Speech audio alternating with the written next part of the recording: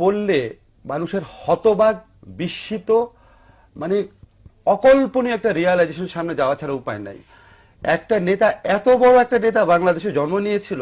আমার প্রথম কষ্ট এই বইটা পড়ে যে এত বড় একটা নেতা বাংলাদেশে জন্ম নিয়েছিল, আমরা কোনোদিনও রিয়ালাইজ করতে পারলাম না until the publication of this book. আমি রাজনীতির বই কম পড়ি নাই, বঙ্গবন্ধু নিয়ে যারা লিখেছেন তাদের যে কোনো বইয়ের চেয়ে বঙ্গবন্ধুর নিজের আত্মজীবনী অনেক অনেক বেশি অসাধারণ ইন টার্মস অফ এভরিথিং। সাহিত্যমূল্য বলেন, ইম্পার্শিয়ালিটি বলেন, অবজেক্টিভিটি বলেন, স্টোরি টেলিং ক্যাপাসিটি বলেন। এবং আমি আপনাকে কি বলবো, আমি এই বইটা পড়ে আমার কয়েকবার মনে হয়েছে আমি একটা আর্টিকেল লিখি যে শেখ হাসিনাকে ধন্যবাদ, যিনি এই বইটা আমাদের সামনে হাজির করে দিয়েছেন।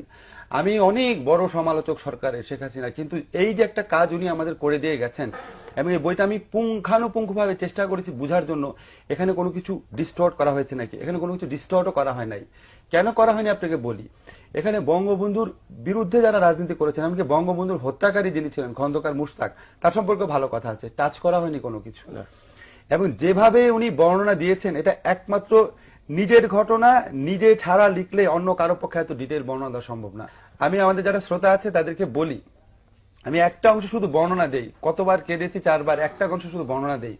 উনি যখন 54 ইলেকশন করবেন, উনার বিপক্ষে মুসলিম লীগের একজন প্রার্থী দাঁড়িয়েছেন ওয়াহিদুজ্জামান। উনি অত্যন্ত বড়লোক, বঙ্গবন্ধুর হাতে কোনো টাকা পয়সা কিচ্ছু নাই, অত্যন্ত দরিদ্র একজন মানুষ ছিলেন। উনি কোনোদিন কোনো চাঁদাবাজি করেননি, কিছু করেননি। উনি যখন ইলেকশন করতে গেছেন, গরিব লোক কুড়ে ঘর থেকে বেরিয়ে এসে ওনাকে টাকা পয়সা দিত। একটা ঘটনা আছে, একটা গ্রামের মহিলা, সে আপনার ঘন্টার পর ঘন্টা দাঁড়িয়েছিল, খুবই গরিব বৃদ্ধ মহিলা, এবং বঙ্গবন্ধু যাওয়ার পথে ওনাকে হাত ধরে টেনে নিয়ে বলেছে, বাবা আমার এই কুড়ে ঘরে তোমাকে একটু বসতে হবে। হাত ধরেই তিনি ওই ঘরে যান, এবং এত দরিদ্র, এখানে বর্ণনা আছে কুড়ে ঘরটার। তখন ওই মহিলা তাকে, বৃদ্ধ মহিলা তাকে 1 বাটি দুধ, একটা পান আর 4 আনা পয়সা এনে দেয়, ইলেকশন ফান্ডের জন্য আর কি। রেখে বলে, খাও বাবা, আর পয়সা কটা তুমি নাও, আমার তো কিছু করার নাই। আমার চোখে পানি এরকম খুব টাচি কিছু বর্ণনা আছে। আমি মনে করি কি যে এই বইটা আমাদের কয়েকটা কারণে পড়া উচিত, শুধু ইতিহাসকে জানার জন্য না। একটা হচ্ছে এই দেশের মাটিতে কত বড় নেতা জন্ম হয়েছিল রিয়ালাইজ করার জন্য।